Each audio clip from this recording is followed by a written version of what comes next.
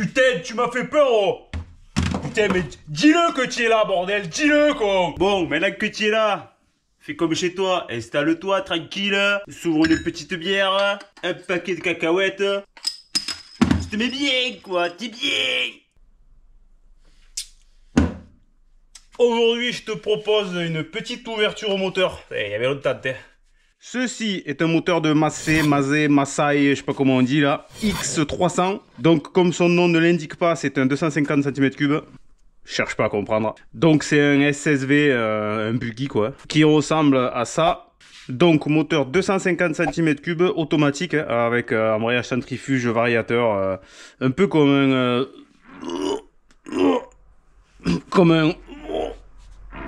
un scooter. Mais cependant, et c'est justement là l'objet de la panne, avec un inverseur pour faire marche avant, marche arrière, et là ben, il est bloqué en marche arrière.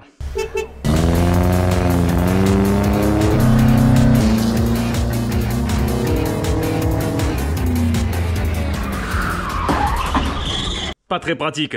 Alors le buggy est au pote à un pote qui a déjà commencé à... C'est lui qui a sorti déjà le moteur du châssis et qui a commencé à démonter un peu à droite à gauche pour voir s'il trouvait le problème. Donc il n'a rien trouvé de problématique. Certainement que le problème vient de la boîte.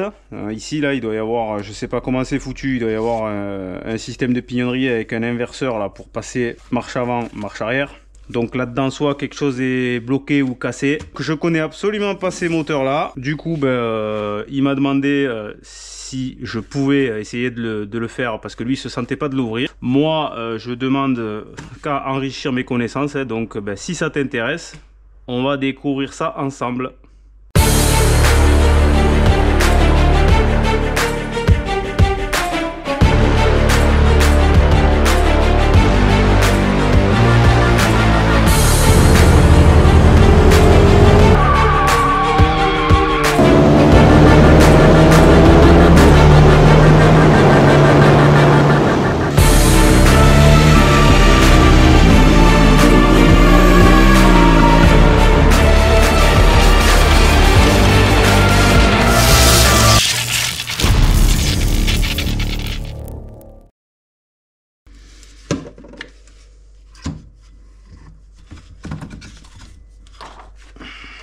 Bon, il m'a dit qu'il trouvait que l'embrayage était usé.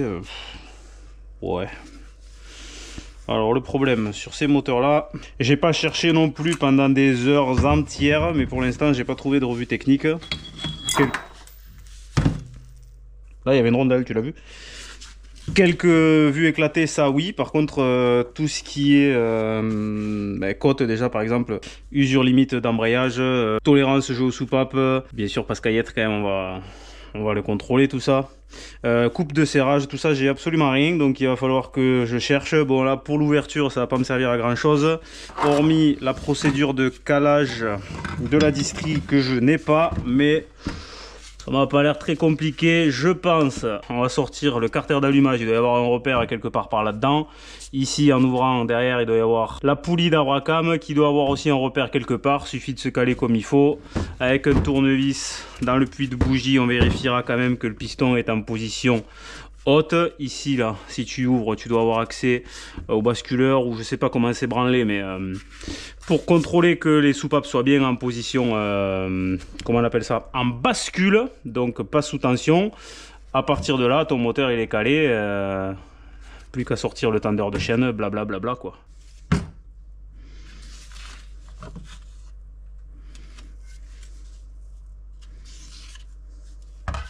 Alors qu'est-ce qu'on a? Là on doit avoir une pompe à huile quelque part. Et donc ici la sélection se fait par là. D'accord. Donc là j'ai réussi à la repasser au point mort. Alors si j'ai bien compris, quand tu vas vers derrière, clac, là on est censé être en marche arrière. Ah ouais, il y a des pignons qui sautent là. Oh oui. Ouh. Ouais, un problème là, il y a un problème. Ah bah il y a des dents qui sont mangées à mon avis. Hein. Bon allez on va ouvrir, on verra bien. Hein. Donc les vis, pour pas se mélanger. Hein. Petit carton là. Tu dessines tes carters. Putain, il y a de l'huile partout. Ça évite de devoir chercher après où va chaque vis, tu vois, voilà.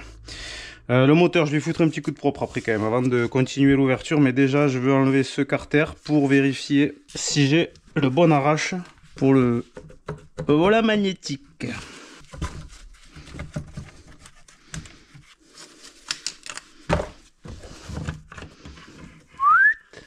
Bonjour.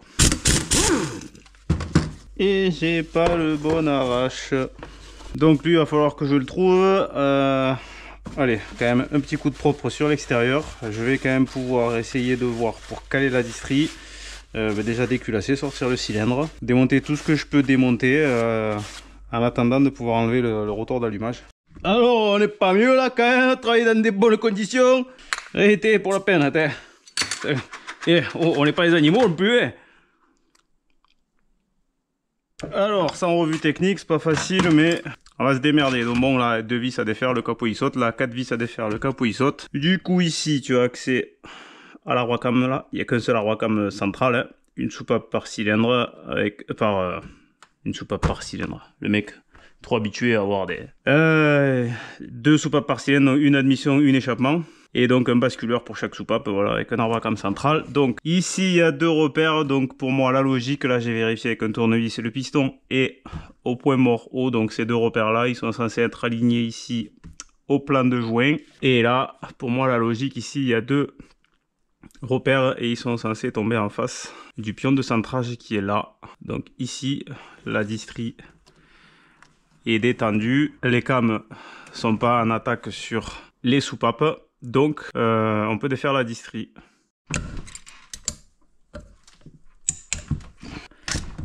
Ah, il était collé.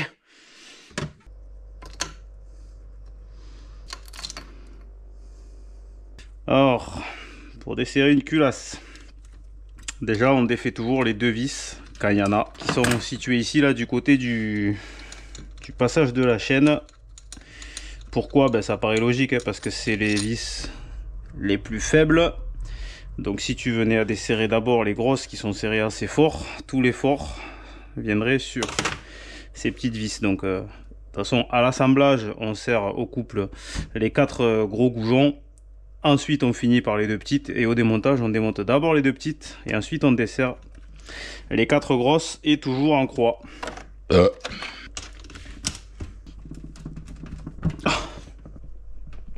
Oh, c'est quand même serré un petit peu. Un petit peu.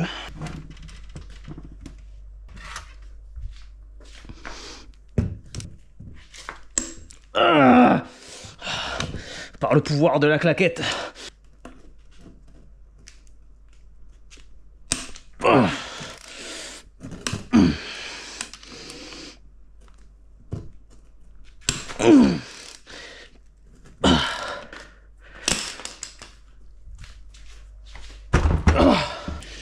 Voilà, bien sûr, il y aura minimum pochette de joint complète, hein. Joint de culasse, joint d'embase, blablabla.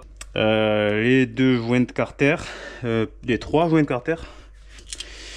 Huile, filtre à huile neuf, bien sûr, bougie. Et les pièces à remplacer dans la boîte. Roulement, tout ça, je sais pas s'il veut les faire. Par contre, tout ce qui est cylindre, segmentation et compagnie, normalement, il n'y a rien à faire. Ce moteur là il a très peu de kilomètres. Ça l'a pas empêché d'avoir la boîte pétée, tu vas me dire.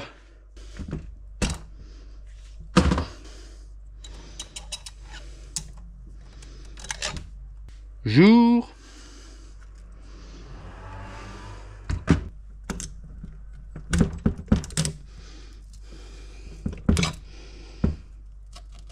Attends, putain, s'il faut on peut récupérer le joint d'en base. Oh non. Merde.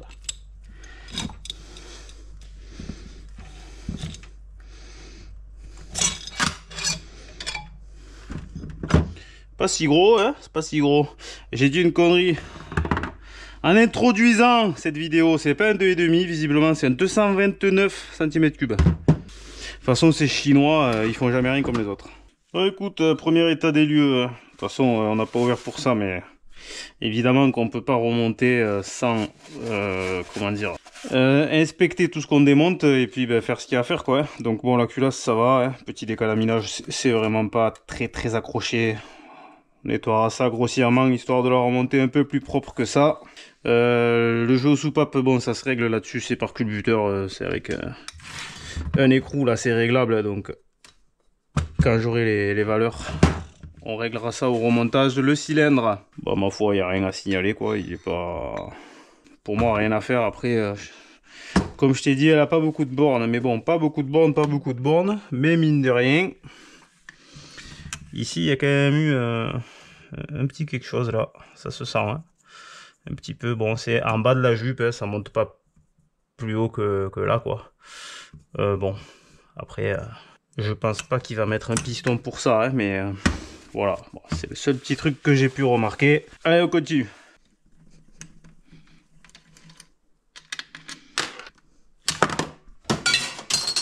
Panier. Ouais, ça c'est un arbre d'équilibrage en fait. Donc il y a des repères là, les deux poinçons à mettre face à face. Ok, ça marche, j'ai compris. Donc lui il traverse, il entraîne la pompe à eau et ici ça va être la pompe à huile. À huile.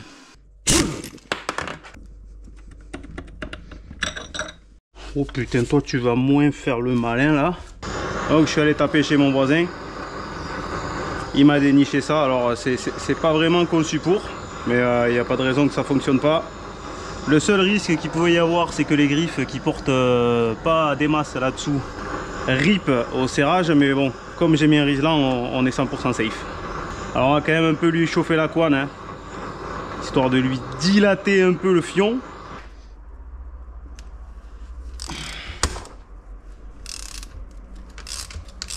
Oh, il est venu.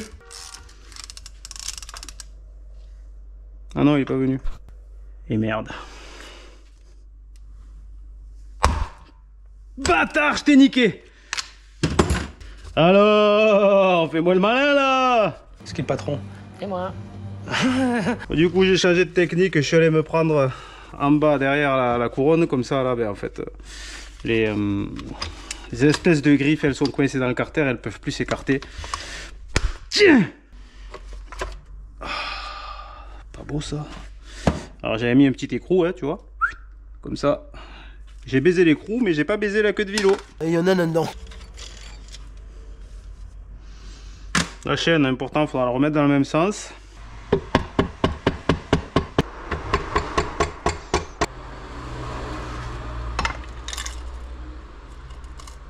Ouh là, vu comment ça fait gling gling là-dedans. Il s'est passé quelque chose. Ouais, c'est gagné. Oh, ça va être un bordel là-dedans. Ça fait un gling gling à l'intérieur.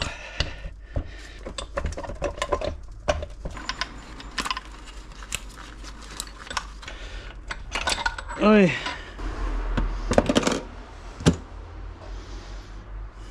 Oh putain. Oh putain.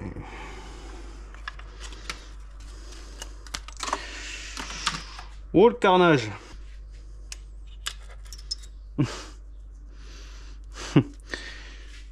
Une dent, deux dents, 3, 4, 5, 6, 7. Il y en a encore là. Oh là là. Oh putain. Regarde celui-là là. Regarde celui-là là. Oh le désastre. Bon, je crois qu'on a trouvé le problème, hein. Il y en a même là. Hop. Une dent de plus. Hop. Encore une.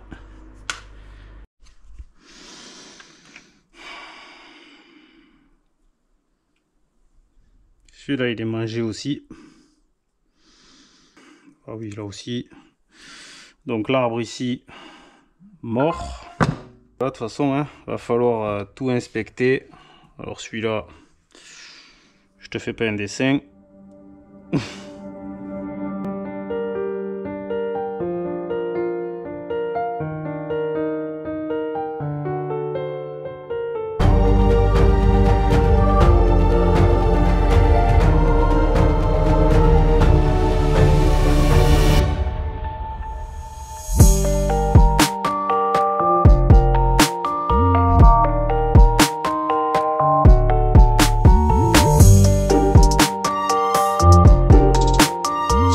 qu'on peut s'accorder à dire qu'on n'a pas ouvert pour rien? Je pense que oui. Hein. Donc je vais envoyer quelques petites photos au propriétaire qui sera ravi, je pense, de constater l'état de sa boîte.